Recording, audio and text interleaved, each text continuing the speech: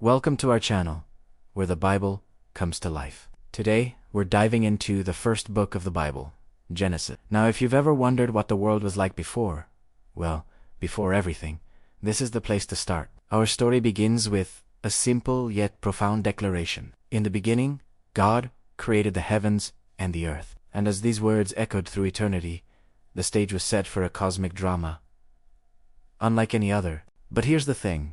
What came first, the chicken or the egg? Well, in this case, it's the chicken. Genesis kicks off with a bang, establishing that everything we see, everything we know, every star, planet, and person, all of it was brought into existence by the sheer power of God's creative word. It's like when you say, "Hey, Alexa, play some music," and the entire universe is your house. That's the kind of power we're talking about. But why stop there? As the narrative unfolds, we witness an awe-inspiring 6-day process. Each day is marked by a divine command. Let there be, followed by the manifestation of God's will.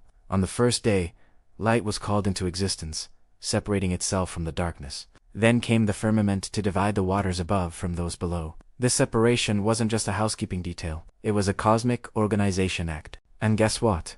It worked beautifully. Everything in its place. Nothing over or under.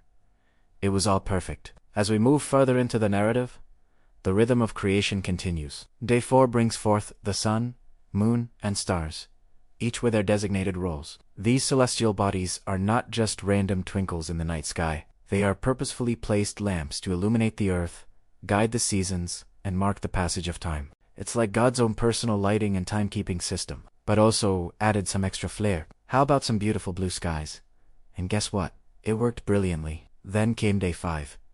And this is where things got really interesting. The seas were filled with life, big and small, from the tiniest microorganisms to creatures large enough to make even the biggest whale blush. And then there were the birds, soaring through the skies, filling the air with their songs.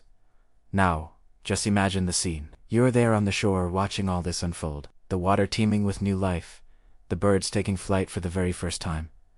What a sight to behold. And on the 6th day, God looked at what he had created, and it was good. This wasn't just a routine quality check. It was a moment of profound satisfaction. Every ecosystem humming, every species thriving.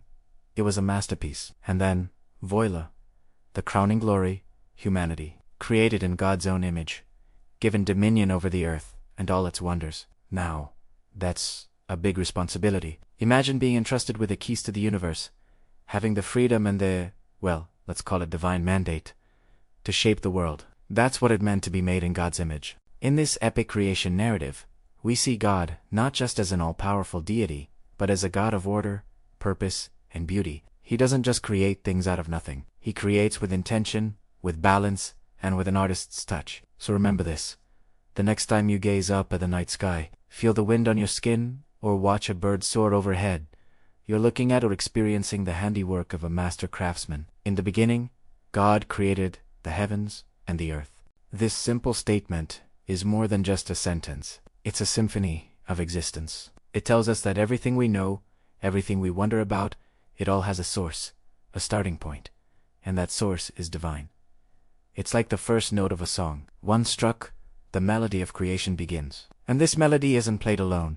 It echoes with voices from the dawn of time, voices that whisper of chaos and darkness reigning supreme, a world without form or order. But then, a voice cuts through, louder, clearer, and that voice belongs to God. And in that voice, there's a command, a directive. Let there be. And with that, the transformation starts. Light pierces through the darkness, not as a sudden explosion, but as a gentle divide. It's the first act of creation, the first step towards order. On the 2nd day, God said, "Let the expanse be made." And right there, in the midst of formlessness, the firmament was born. It's like sketching the frame of a picture, setting the boundaries so that colors can be filled in, so that light and darkness have their places. It was good, because now there's direction, separation, a promise of what's to come. As we journey further into this divine creation process, each day brings its own masterpiece.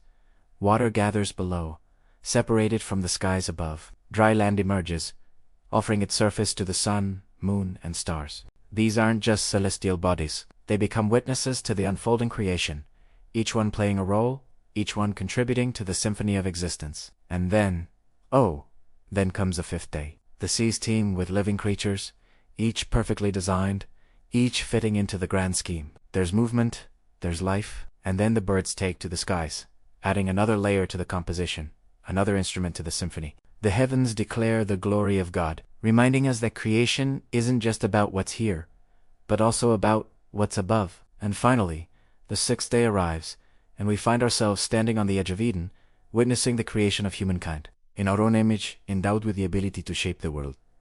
Tu nurture it, toccare for Italiano. We're given the privilege of stewardship, the responsibility of being caretakers. And as we look out over this newly created world, we realize we're not just observers, we're participants in this grand narrative. The creation account in Genesis isn't just a historical record. It's a window into the heart of God, revealing His character, His creativity, and His love. It shows us a God who is actively engaged in the world He's made, a God who doesn't just sit back and let things happen, but who speaks, commands, and creates. The story invites us to pause, to marvel at the intricacies of the natural world around us, to recognize the purposeful design that surrounds us. Each sunrise, each sunset, each leaf that turns color in the fall, each snowflake that glistens in the winter sun. They're all testaments to the creative genius of a loving God.